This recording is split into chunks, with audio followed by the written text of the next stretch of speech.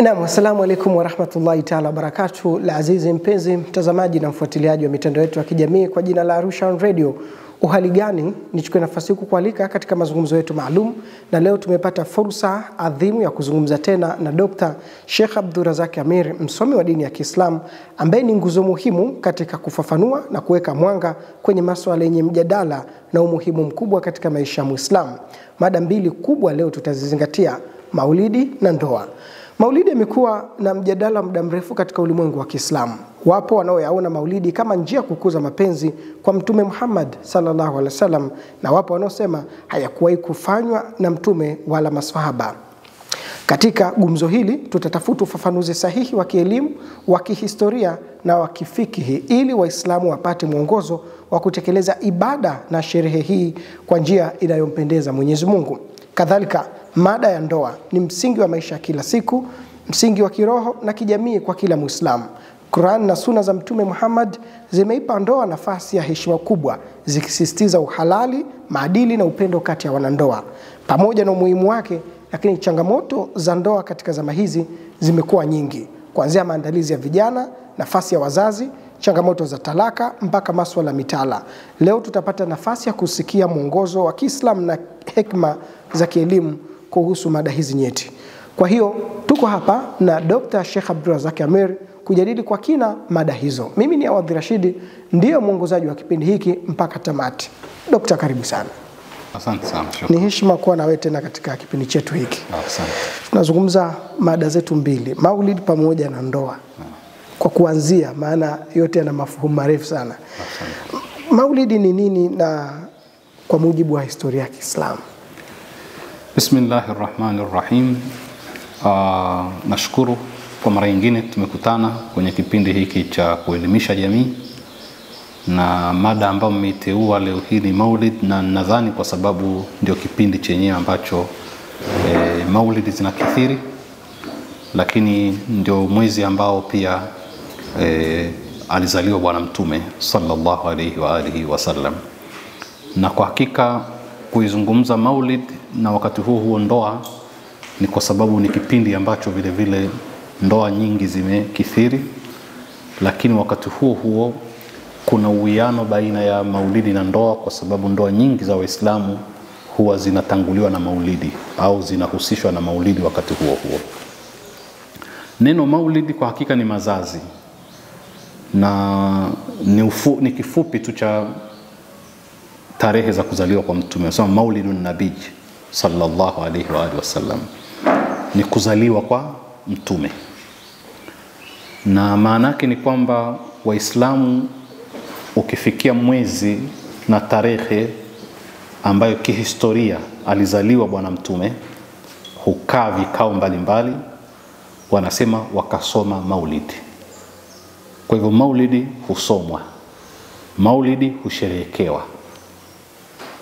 Na kusomwa maulid maana yake ni kwamba ile historia ya Mtume tangu kuzaliwa, na mara nyingine kabla hata ya kuzaliwa mazingira gani yalikuwepo, kisha baada ya hapo alizaliwa katika hali gani na mazingira gani, walohudhuria katika mazazi yake, waliomlea, nasabu yake, kizazi chake ametoka wapi, lakini kubwa zaidi kutaja tabia zake.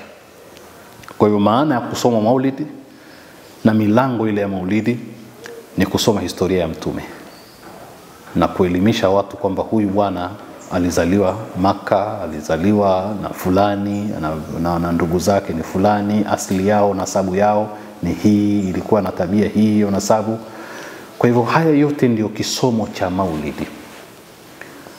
Lakini kusherehekea maulidi ni kule watu kuwa na furaha kwa kukusanyika pamoja, mara nyingine wakala pamoja, wakaimba kasida mbalimbali za kumsifu Mtume na kumsifu Mwenyezi Mungu.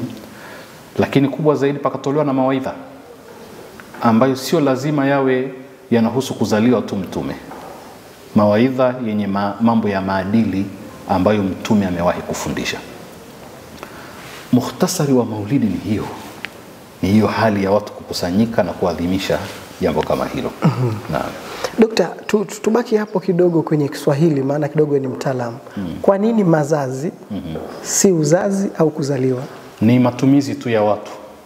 Kuna wanaosema mazazi, kuna wanaosema kuzaliwa. Na katika lahaja za Kiswahili au ni matumizi, ni kama kusema shekhe wangu na shekhe langu, na kusema njia, ndia, amenenepa, amewanda. Kwa hivyo ni matumizi tu. Kuna wanatumia neno mazazi ya mtume, kuna wanatumia neno kuzaliwa kwa mtume, lakini yote yale ni maana ya maulidi ya mtume. Sawa. Kuna mjadala kwamba mtume aliwahi kusherehekea mazazi haya. Taban hizo ni ikhtilafu na ni mjadala kama ulivyosema kwamba aliwahi kusherehekea. Sisi ndo tunamsherehekea yeye. Asingejisherehekea. Lakini pia huo msingi si mzuri ukiutumia. Kwa sababu hii dini ya Uislamu ukiuliza swali kama hilo, kuna maeneo mengi utaingia utakwama. Na hapa napenda tuelewane. Hatutaki kufanya ni mjadala wa maulidi inafaa haifai, kwa sababu wasikilizaji wetu ni watu tofauti na si wote wana uwezo wa kujua zile kanuni zinazoweza kutumika, principles zile kuhukumu mambo. Hawana usomi huo. Hawana usomi huo. Lakini tuseme ule mjadala kwamba maulidi inafaa, maulidi haifai. Je, watu kukusanyika wakasherehekea na nini jambo la sawa sawa au ni bid'a? Ni swala la kimjadala ambalo limekuwa hata wengine kutoa wengine katika dini, kwa maana kwamba wanaoamini hivi wametoka katika dini. Kwanza ningetaka kusema kwamba ukisoma Qur'ani inazungumza kuhusu maulidi ya mitume mbalimbali, yani kuzaliwa kwa mitume mbalimbali, na inaonyesha kwamba ilikuwa ni wakati muhimu sana. Unajua kusomwa kwa maulid katika baraza nje ikifaa kusema kwamba kama tunazungumza maulidi ya mtume, maulidi za mitume wengine zimetajwa. Musa alayhi salam tangu kabla hajazaliwa mpaka amezaliwa maulidi yake imetajwa. Nataka tuelewe maulidi. Imetajwa maulidi yake mpaka mazingira mazito ya kuzaliwa kwake, mpaka kaenda mwishowe ikabidi mama amtupe kwenye mto na sanduku lile, mara akatoka dada yake kufuatilia kusihi, amwambia fuatilia athari ya sanduku hili, fabasurat bihi mpaka mwisho wa aya, mpaka faltaqatahu alu firauna liyakuna lahum aduwan wa hazna. Watu wa Firauna wakaokota lile sanduku, kisha wakataka kumuua yule mtoto kwa sababu ni wa kibani Israeli. Kisha mke wake bibi Asia akasema la taqtuluhu asa an yanfa'ana au natakhidhahu waladan wa hum la yashurun, simuue, tunaweza kumfanya ni mtoto wetu, alafu watu hawezi kujua kwamba si wa kwetu, akawa na yeye ni mtoto wetu na sisi hatuna mtoto, kamuokota. Hiyo ni maulidi inatajwa na namna alivyokulia. Kisha akaingilia kati pale binti ambaye ni dada yake, akasema hal adullukum ala ahli baitin yakfulunahu wa hum lahu nasihun, je, nisikujulisheni familia itakayomlea na ikamnasihi ikamtunza vizuri? Qur'ani inasema faradadnahu ila ummihi kay taqarra ainuha, tukamrejesha kwa mama yake ili macho yake yaweze kuburudika, walitaalama anna wa'da Allahi haqq, na ajue kwamba ahadi ya Mwenyezi Mungu kumrejesha ni haki. Maulidi yake imetajwa, maulidi ya Musa mpaka haya. Katizame maulidi ya Isa alayhi salam, namna ambavyo mama yule alipata mimba bila mume, akatengwa na jamii, kisha mpaka akamzaa katika hali ya tabu, akakosa chakula alipomzaa, akaambiwa tikisa mtende huu, tende zikaanguka, akala, mpaka Isa anakuwa ni kijana barobaro. Maulidi yake imetajwa.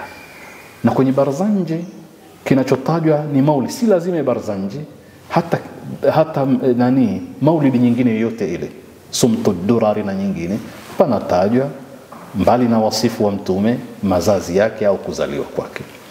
Kwa hivyo unaweza ukakataa jina lakini content ni ile, na hicho kitu nataka tuelewane. Kwa sababu watu wanaokataa maulid ni watu wanaofanya kitu kinachoitwa ijtimai, ambayo ukiitafuta katika hadithi kwa neno hilo ijtimai hutoipata. Tunaona Zanzibar ijtimai, Zanzibar kuna ijtimai, watu wanakusanyika alafu wanasikiliza mawaidha. Na kwenye maulidi ni hilo hilo, tofauti tu ni kwamba hii inaitwa maulidi, ile inaitwa ijtimai. Sasa unaweza ukakataa maudhui yaliyowekewa kitu, lakini maudhui unayakubali, lakini ile jina hulitaki, kwa sababu hakuna anayekataa kutaja historia ya mtume, kuzaliwa kwake na familia yake, asili yake. Wa akrim bihi min nasabin taharahu Allahu min sifahil jahiliya, uzuri ulioje wa huyu Muhammad ambaye Mungu kamtoharisha na sifahil jahiliya, uchafu wa jahiliya. Ana nasabu taharahu Allahu min sifahil jahiliya, unamtaja, unamsifu. Sasa hakuna anayepinga kumsifu mtume, hakuna anayepinga kutolewa mawaidha, hakuna anayepinga kasida. Masala ya dufu kuna tofauti kwa watu, na hizo ni ikhtilafu tofauti, na hata waliosema haifai kuna maeneo wanaruhusu kwa ijmaa ya Waislamu kwamba hapa dufu linafaa, wanawake wakiwa peke yao kwenye harusi wanaweza kupiga dufu, hata wanaokataa maulidi. Kwa hivyo tuna haja ya kuelewa vizuri kwamba tunakataa nini. Naam.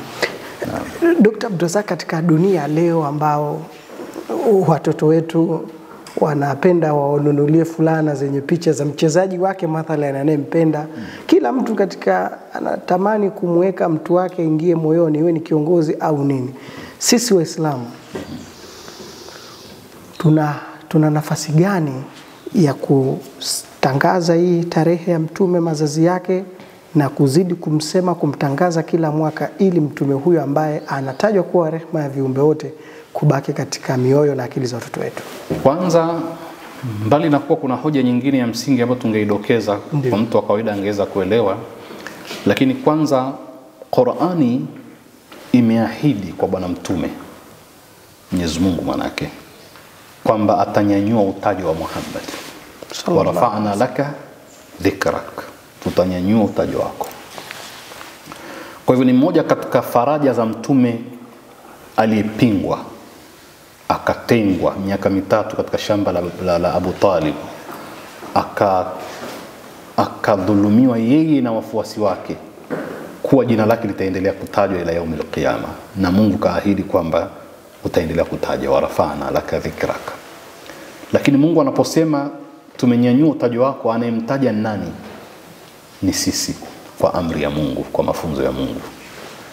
Na ndio maana Mtume sallallahu alaihi wasallam kila siku anatajwa katika adhana mara 5, zaidi ya mara 1 katika adhana moja, lakini mara 5 katika adhana 5 kwa mfano. Lakini anatajwa duniani kote ili jina lake libaki, kwa sababu umma ambao haumtaji na kumwadhimisha kiongozi wake, umma ule hauna dira, na tabaan utapewa kiongozi wa kuazima. Ndio tatizo hilo. Na sisi tunapomuenzi kiongozi ni kama hivyo, ni kufanya yule kiongozi akite katika mioyo yetu. Ndio Mungu akatuwekea utaratibu, qad qamatis salala, tunasimamisha sala, lakini ashhadu anna Muhammadar rasulullah, ashhadu anna Muhammadar rasul, afqad qamatis sala. Ni ya nani? Ya Mungu, lakini Muhammad anatajwa. Anatajwa nini bwana? Lakini Mungu ndivyo alivyoweka. Unataka kuingia katika Uislamu, ashhadu an la ilaha illa wa ashhadu anna Muhammadar rasul. Na mitume wengine tunawaamini, lakini ukishamwamini Muhammad utafunza mengine. Kwa lazima la nufarriqu baina ahadin min rusuli. Kwa hivyo kumadhimisha kiongozi ni kumfanya akite katika mioyo ya wale wafuasi na kurithishwa kizazi kinachofuata. Na maulid ni katika sehemu ya kulijenga hilo. Na mimi nataka kusema kwamba huku kwetu ni sehemu ya utamaduni. Nataka kusema kwamba haikuwa maulidi ni katika mwezi tu au tarehe tu mtume alozaliwa. Katika utamaduni wetu, mtu akifungua nyumba mpya akifanya maulidi, akifungua biashara mpya akifanya maulidi, akipata mtoto, sisi tunasema anatoka 40 sijui anafanywa hakika, lakini na maulidi inakuepo. Akipata jambo la kheri lolote anaita watoto kusoma. Haya mambo yanaanza kutoweka kwa sababu ya mapambano na vile vita vya kuyapinga. Lakini ni sehemu katika utamaduni. Inafanya ile attachment na mtume iwe ni kubwa. Yale mafungamano yetu na huyu bwana mtume yawe ni makubwa. Mbali na kuwa maulid zina athari kubwa sana katika kuingiza watu katika dini. Historia ya maulid huku kwetu imeleta athari kubwa sana ya kushawishi wasiokuwa Waislamu kujua Uislamu. Kwa hivyo sisi tunatakiwa tuendelee na utamaduni huu, kwa sababu hata katika nchi wanapotoka wengi wanaokataa hizi maulidi, kuna tarehe za kuadhimisha wakubwa wao. na inakuwa ni siku ya mapumziko, kwa sababu ina maana. Kama nchi ya Tanzania ina siku ya Nyerere na wewe Muislamu huendi kazini, ni mapumziko na unaitambua, kitu gani kinakufanya wewe na kiherere cha kukataa siku ya Mtume? Na kwa nini watu wameweka siku ya Nyerere? Kwa sababu hawataki Nyerere afutike katika mabongo. Maanake sisi tuloishi katika utawala wa Nyerere angalau tunamjua, tumemuona, tunafahamu historia yake. Haya vituko vyetu anaweza kutoweka katika mabongo yao kama hakuna siku maalum ya kumwadhimisha na kumtaja. Kwa hivyo ni makosa makubwa ya kiufundi kwa umma wa Kiislamu ukija kuondosha vitu kama hivi. Kwa sababu hatimaye ukiwa wewe huna mtume, kesho utakuwa huna Mungu, huna Qur'ani na hutakuwa na dini. Dr. Abdulrazaki, katika Maulidi tunaipata kusikiza historia ya Mtume sallallahu alaihi wasallam, inasoma Qur'an tukufu, lakini pia mara nyingi tunakithirisha sana kumswalia Mtume Muhammad sallallahu alaihi wasallam, ambaye hatumswali hapo kwenye Maulidi tu, tunamswalia hata kwenye kila pahali kwa vile ambavyo Mola ameagiza na namna ambavyo tumelazimishwa kufanya. Kwa faida tu chache, ni zipi faida na tija za kumswalia Mtume Muhammad sallallahu alaihi wasallam? Allahumma salli ala Muhammad wa ali Muhammad. Kwanza niseme kumsalia mtume ni maelekezo ya Qur'an. Inna Allaha wa malaikatahu yusalluna ala nabi ya ayyuhalladhina amanu sallu alayhi wa sallimu taslima.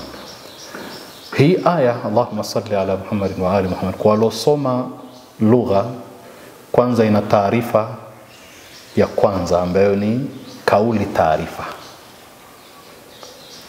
Mungu anatoa taarifa kwamba hakika Mwenyezi Mungu na malaika wake wanamswalia mtume. Hiyo ni kauli taarifa, umepewa habari. Kisha pakaja na insha, amri ya kwamba ya ayyuhalladhina amanu sallu, sasa na nyie mloamini mswalieni.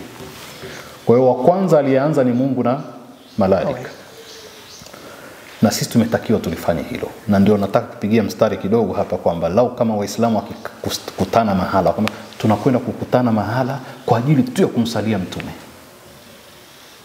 hawajaita maulidi, msalia mtume, vipi hilo? Nalo ni bid'a, halifai. Lakini kwa wale mabwana hawakosi majibu, watakwambia inafaa kumsalia mtume, lakini mtume hakukusanyika wala watu kukusanyika, sio hiyo ni bid'a. Kwani lazima wakusanyike mahali pamoja msalie? Yani hawakosi la kusema. Wakati tunafahamu ibada za jamaa zina thawabu zaidi za pamoja kuliko kufanya mtu peke yake. Tamam. Hata unapotaka kwenda kuomba mvua, wanaambia kusanyikeni wengi na ikiwezekana na wanyama na mifugo yenu pia. Na kuna tija. Naam, katika wingi wa pamoja kufanya ibada kuna tija zaidi. Sasa kumswalia mtume kumethibiti katika hadithi nyingi sana kwamba ni katika mambo yanaondosha balaa, ni katika mambo yanampa mtu thawabu nyingi za akhira. Mbali na kufanya tasbih subhanallah alhamdulillah wa la ilaha illa Allah wallahu akbar, kuna kumswalia mtume. Sisi na watu wa tasawuf na tariqa tunaamini kwamba hata mtu akiwa na matatizo lukuki akaamua kuketi akamswalia mtume, mara nyingi Mungu humfungulia mambo yake, kwa sababu mtume ametumwa kwa ajili ya rahma na jina lake lina rahma na baraka.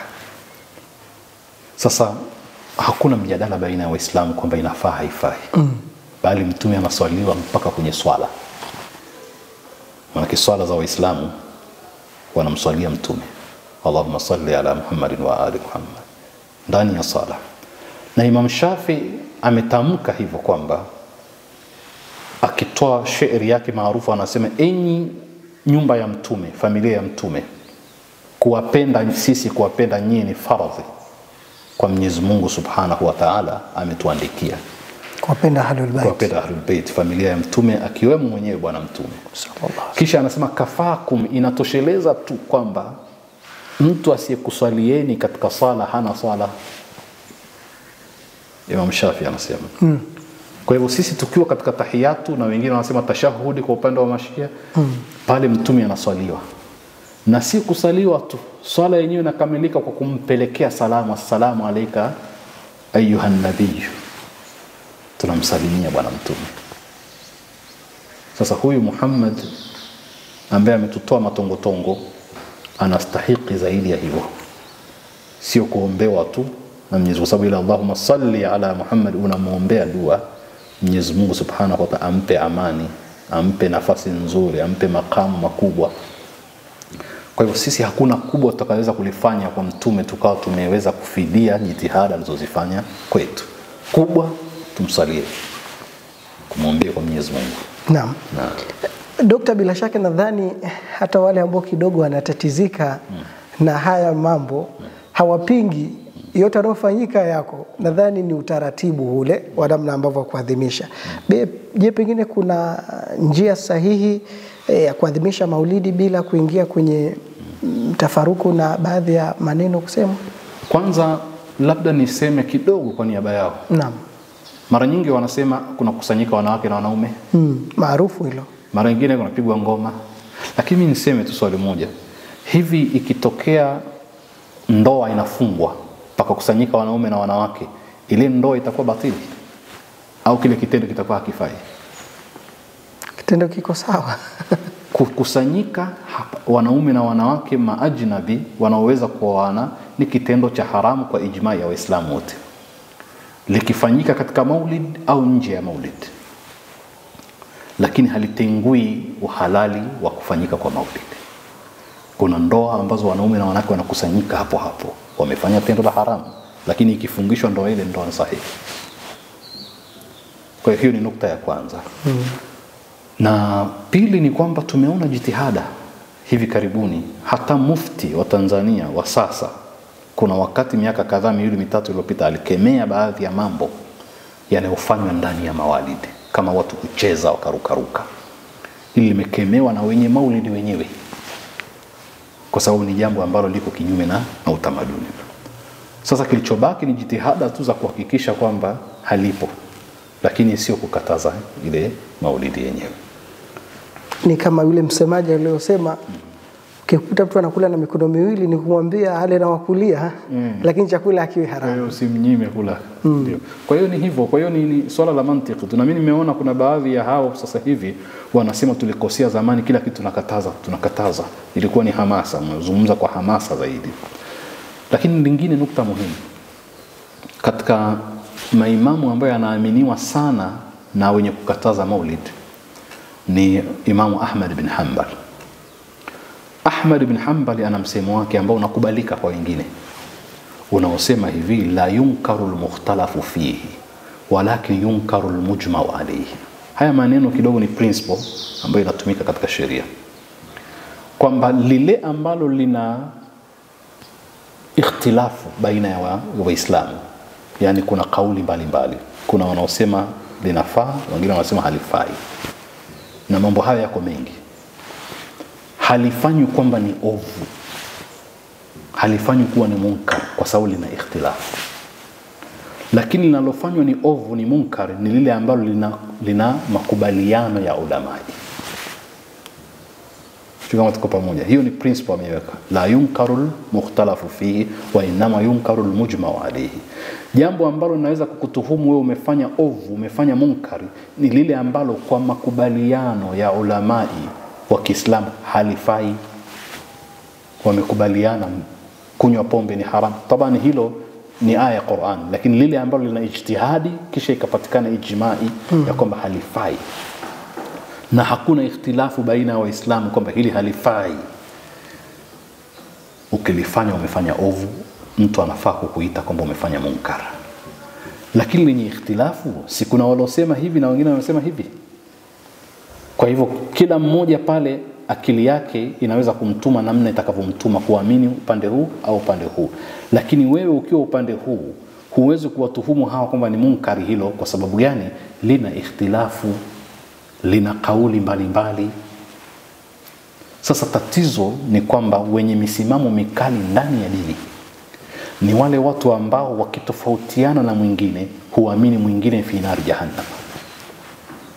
Kwa hivyo ili uwe sawa sawa lazima ufanane na wao katika kila kitu, ambapo si kweli. Kwa sababu tukivunja hizi ikhtilafu tukakubakizeni nyie tu, tutagundua ndani yenu pia kuna ikhtilafu ndogo ndogo, hamtokoma kuwa na ikhtilafu. Kwa hiyo hao wanaitwa masalafu, ndani yao kuna mirengo ya kusema hili linafaa, hili halifai. Sasa kule pia mkikataana, mwisho tabakiza nani? haitakuwa ni msonge tena Uislamu, kuna kichwa juu, itakuwa tunapindua ule msonge kama inakuwa ni pia. Sasa unajua pia ile juu Waislamu wengi mnashuka mpaka chini, anayebaki Muislamu ni nukta tu, hakuna atakayebaki. Wakati Uislamu ni msonge, tuna kichwa juu, tunashuka wote ni Waislamu sisi. Wewe unapindua msonge unakuwa ni pia. Waislamu ni wengi lakini unawachuja wewe mpaka anabaki mmoja kule. Kwa sababu ikhtilafu haziwezi kuisha. Kwa hiyo hilo ni tatizo.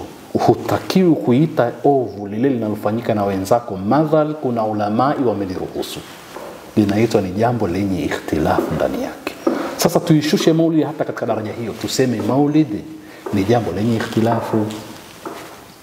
Likishakuwa na ikhtilafu, kila mmoja aheshimu ijtihadi za wengine. Usilione ni ovu kwa sababu lina kauli nyingine zinazoruhusu.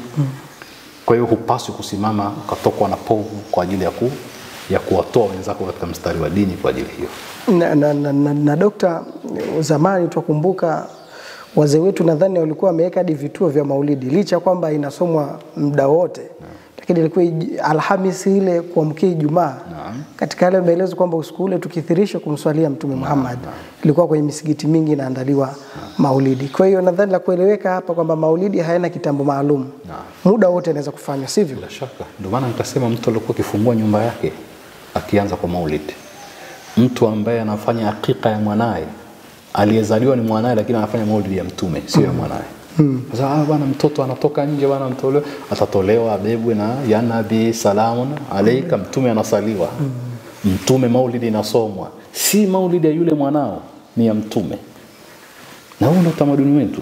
Na hayo nasema mimi nimeyashuhudia kwamba kila usiku wa Alhamisi pakisomwa maulidi katika misikiti yetu baina al-maghribi wal isha. Na kwa sababu ule usiku ule kama ulivyosema umetajwa kwamba una baraka zaidi, una mambo mengi, mpaka wengine miongoni mwao ni hao wanaokataa maulidi husema kwamba pakibaki theluthi kuingia alfajiri basi Mungu hushuka. Yani Mungu wao hushuka na kupanda huyo. Sasa kwa ujumla maulidi ni historia ndefu, na ingekosekana maulidi sisi hata wale wengi wanaopinga maulidi wasingekuwa Waislamu pengine. Imefanya kazi kubwa sana umma kwetu. Na ilikuwa na nguvu sana katika kuwaunganisha watu. Imagine Tanzania maulidi ilikuwa inakusanyisha mashia, masuni na wengine.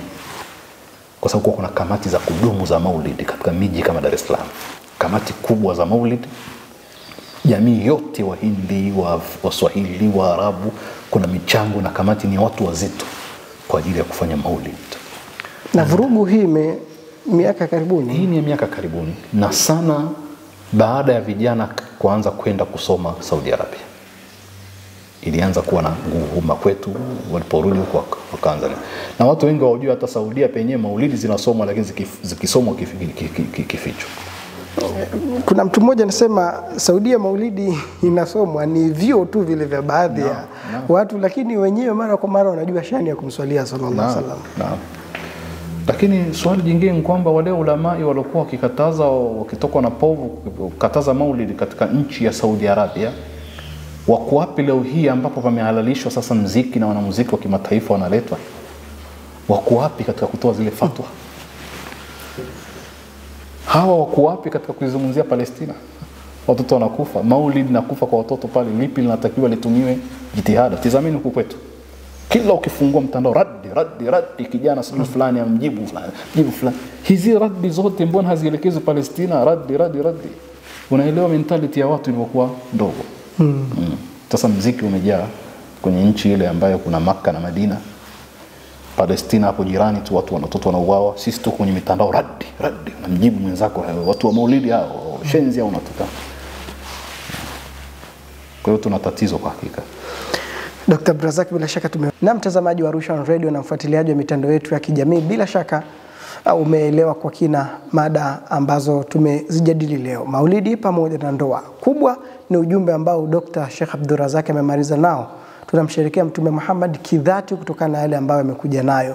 Na hayo ndio ambayo tunatakiwa tujipinde kuyatekeleza kwa dhati ili tuweze kupata radhi za Mwenyezi Mungu Subhanahu wa Ta'ala. Tuswali, tufunge, tuende hija na tutekeleze yale yote ambayo tunatakwa ni dini yetu kwa maelekezo ya Mtume Muhammad sallallahu alaihi wasallam. Mimi ni Awadhi Rashidi, mpaka wakati mwingine, Mwenyezi Mungu atakaporidhia. Nikwambie kukunjika kwa jamvi si mwisho wa maongezi. Mimi na wewe mpaka wakati mwingine, kwa sasa nakunja jamvi letu.